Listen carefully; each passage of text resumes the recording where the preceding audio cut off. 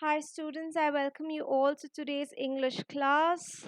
Today, we will be dealing with another poem called "This On Children." So far, we completed Romeo and Juliet and Tudia. I hope you all have updated your notes and you're able to follow my lectures.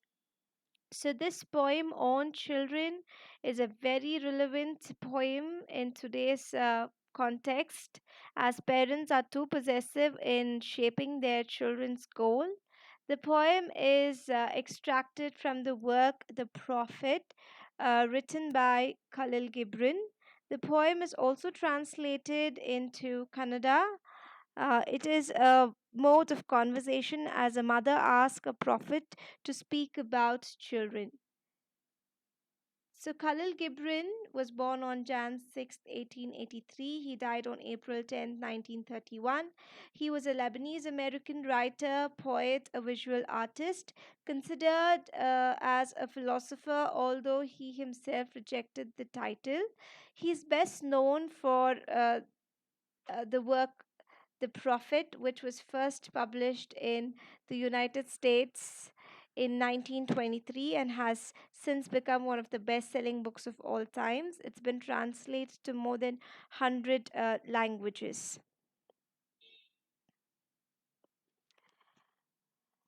A woman holds her child against her bosom, that is, against her chest, and asks the Prophet to advise her about how she should bring up her child.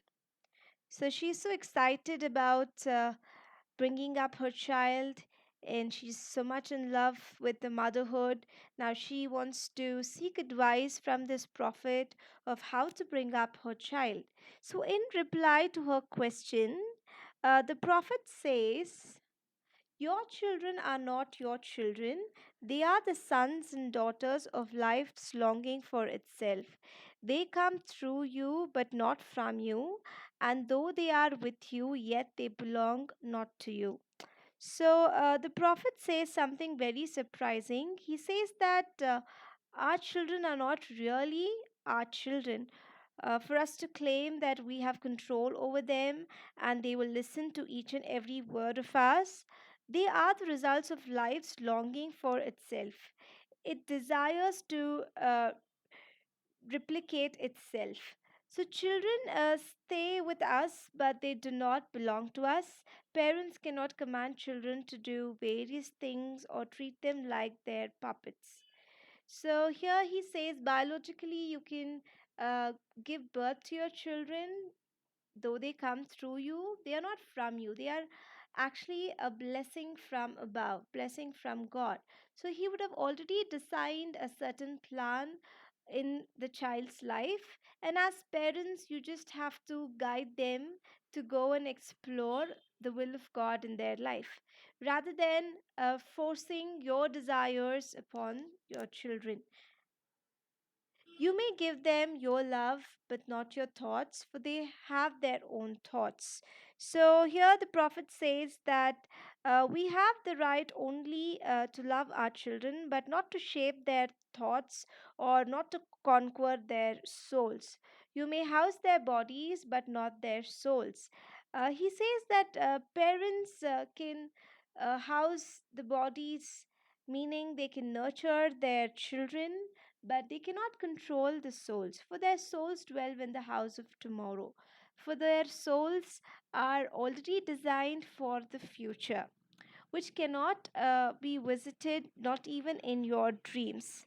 So, here the prophet says that parents can be like children, but children should not be like their parents because life flows forward, not backward. The past of the parents cannot act as a barrier for the future of their children. Hence, parents cannot insist that child should follow what they have done, but give them freedom to build their future according to their wish. So, here we need to understand that children are gifts, and parents play a very important role in molding these gifts, these little children, to have a good and a bright future. But they are just here as helpers to help the children to come up in their life, to go ahead and to explore themselves. But the past life or the intentions of parents should never be blocking the desires and the dreams of the children. You are the bows from which your children, as living arrows, are sent forth. The archer sees the mark upon the path of infinite, and he bends you with his might, that his arrows may go swift and far.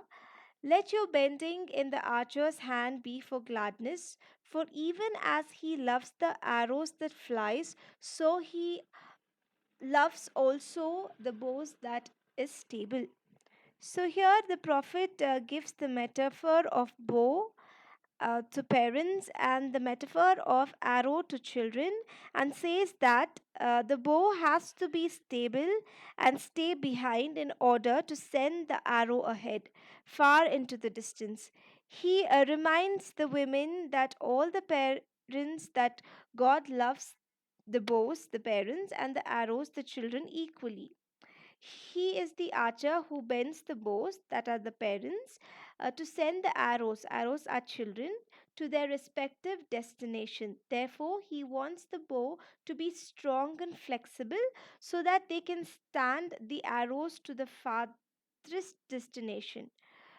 This might have a reference to the kind of discipline and firmness and affection and concern and detachment that the parent should show in the upbringing of the child.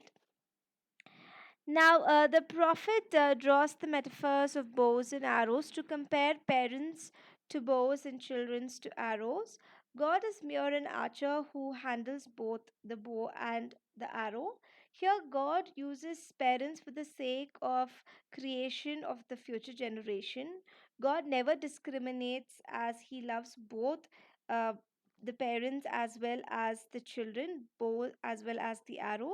In this way, the Prophet advises the parents not to be very overprotective and possessive, but allow freedom while shaping the lives of their children. So, with this, we come to the conclusion of the poem.